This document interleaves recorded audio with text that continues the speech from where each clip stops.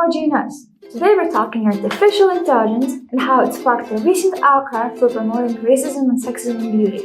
But first, what is artificial intelligence, or AI in the first place? AI is a technology trained from human data such as messages, surveys, and images.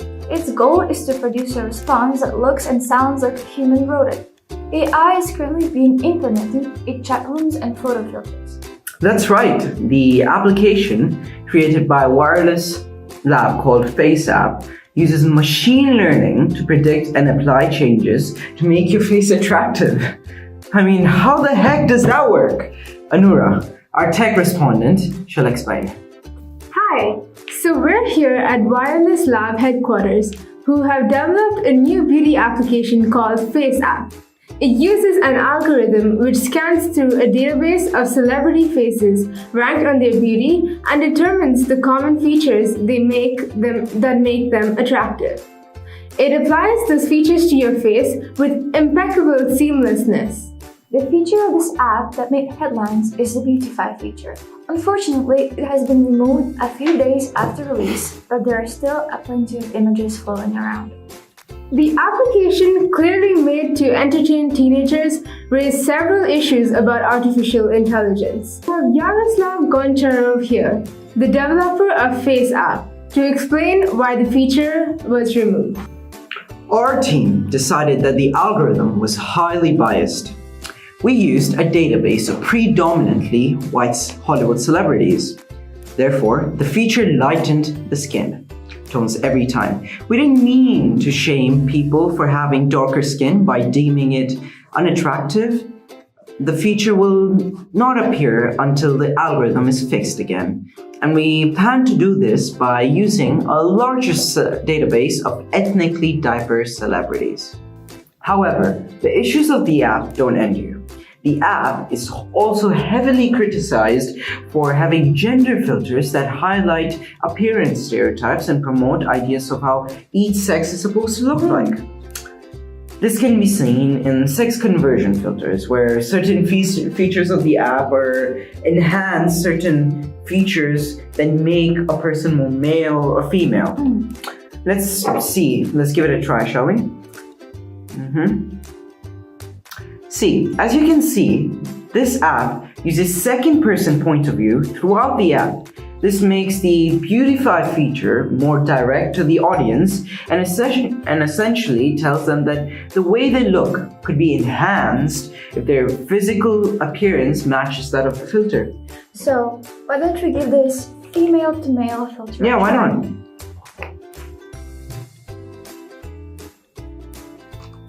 So, as you can clearly see, the app has given me the stereotypical facial features of a man, such as a beard. My skin got worse. I have wrinkles now, and my jaw is more defined. Sure has looked funny. Yeah, so this filter of masculinity is completely based off of a stereotype of how males should look tough and unkempt. Imagine the kind of effect these features would have on your little children. This will make them think that they're supposed to look like in a certain way in order to identify with their gender.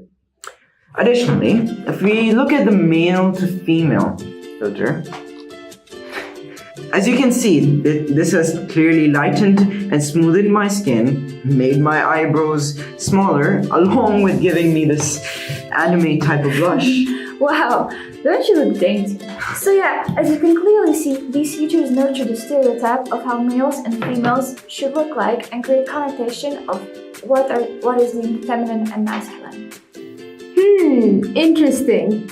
Now that we discuss it, I can see the detrimental effect this feature could have on children and teenagers.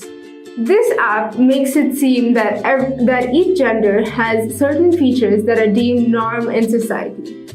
Seeing your face beautified, as this app advertises, may make the younger, less mature audience conform to these stereotypes.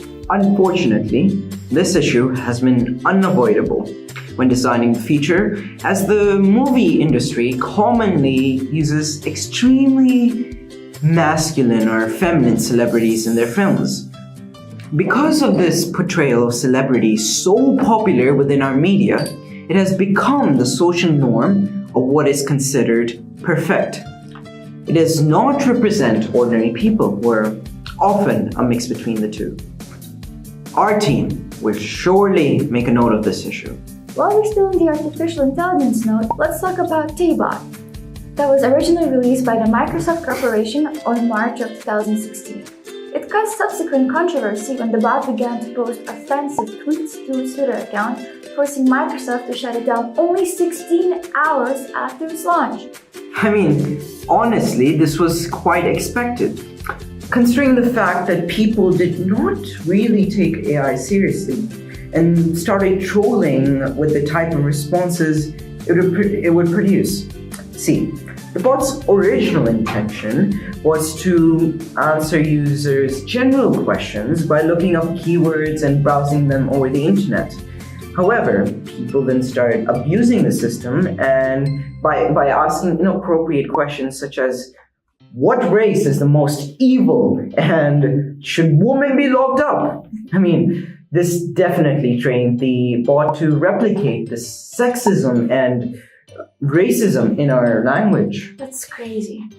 In many tweets, Tay makes fun of Mexican and African American people. Keep in mind that Tay was released in time when Donald Trump was gaining insane popularity. Yeah, I remember. Yeah, that was a time when tensions between the white and the mixed communities were at their highest.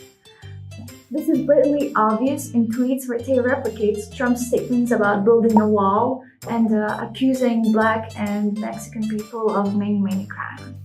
This reveals the deeply rooted sexism and racism inside our humor and shows that when given an opportunity, we will jokingly make remarks to degrade others. This societal mirror should be a wake-up call that we should stop joking about these issues altogether, because in the future, machines that learn from human input will unironically be racist and sexist. We have Mitra Aziziraj, a developing AI developer, to talk about this issue. We wanted to create a bot capable of simulating human conversations. It scanned through trending topics on Twitter and developed a mind of its own, which really was based off the things people commonly discussed. AI does not have the ability to determine what a joke is and what is not, so it takes every word into account to find a pattern of speech. It was a failed attempt to integrate AI into a mass communication medium, but we are glad people didn't take the remarks too seriously. What would have happened if people took the bot seriously, though?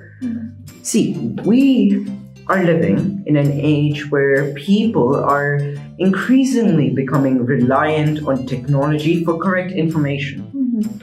Yeah, exactly. There's a growing number of tiny little gullible children with internet access. And is a racist bot something you want them to discover and form their opinions from? My team understands your concerns, which is why we terminated Tay almost immediately. We thoroughly worked on a new bot called Zoe. It is much more moderated and better targeted towards younger audiences. Unlike keeping the options of what users can ask the AI open, we decided to create different themes for people to ask questions about. Yes, this makes the experience much less realistic, but also decreases the hostility of the bot. I believe that at this point in time, it is impossible to create a racially unbiased AI from unmoderated human input. So, to finish up, we want to discuss about the voice of artificial intelligence itself. So, what do you think Siri, Alexa, Cortana, and Holly all have in common? I know, they were all imagined as female. But why? No. Don't get us wrong. Male voices still exist in AI, but they're far less common. Male voices in AI are used more commonly in stories where technology becomes evil and beyond our control. Like HAL 9000 from the Space Odyssey Oh yeah, series. I remember, yeah. Women are often viewed as polite and submissive, which is why they are the perfect virtual assistants. One might think, however, that using an emotionless AI would erase all gender stereotypes. However, companies that have repeatedly launched products with female voices enforce in a harmful culture. Consider Watson, an AI of a higher order, which speaks in a male voice as it works alongside physicians on cancer treatment. When programming Watson's voice, IBM went with one that was self-assured and talked in short phrases, which is typical of male speech. This is because people generally prefer hearing in a masculine-sounding voice from someone in power. We have Dag Kittelus in the house, one of the co-founders of Siri, to explain some of the choices behind the famous voice of Apple. At the time, it seemed completely natural to use a female voice. In the 90s, the idea of personal assistants just started to emerge. Female voices were used in ATMs at banks. It was proven that a female voice evoked a calmer reaction from the customer. So we just went with it and recorded what would become the voice of Siri in 2003. It was integrated into iPhones in 2011. We immediately recognized that Siri was going viral and was reaching a broad, general audience. However, I knew that having just one female assistant was not going to be enough. So the male voice was added to Siri in 2013, right? Yes, by looking to the future, we managed to avoid a disastrous scandal of only having one gender to inform and entertain the users. The female voice of Siri, however, is still far more popular than the male. Apple did a great job at representing both genders. However, it does not really take away from the issue that the majority of AI assistants only have female voice. See, AI assistants commonly use the pronoun I, which indicates a lower social status. AI assistants very commonly use this pronoun when taking responsibility. For example, I'm not sure I understand. Yeah, I know that comment. So there are still many questions AI still can't process. So the phrase, I'm not sure I understand, is used with abundance. While it is clear that the voice of AI has nothing to do with its ability to understand, some people might still misinterpret the message. If you turn on your iPhone and say, Siri, you're a bitch, the digital assistant might respond, there's no need for that. If you call her a crude word for female genitalia, her reply is generally, your language. But if then you ask her to set an appointment for you or to start a text message, she'll happily comply, as if the derogatory statements never occurred. What would be considered harassment with a human is completely okay with the digital assistant, which may alter the way kids communicate with adults. More AI needs to have a way to properly shut down these sexist conversations. For example, Cortana has a very interesting answer to these problems. I remember the disengagement. Yes, exactly. So Cortana's disengagement mode, when it refuses, is basically Cortana itself refuses to answer or take commands when it has been referred to inappropriately. The disengagement mode can of course be switched off if the users apologize for the way they are behaving with the AI.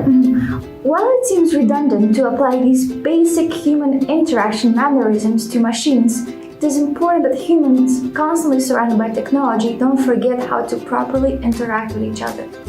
Otherwise, instead of overcoming sexual and racial barriers, we'll just go back in time. Well, this has been Technology and Us. Thank you for tuning in.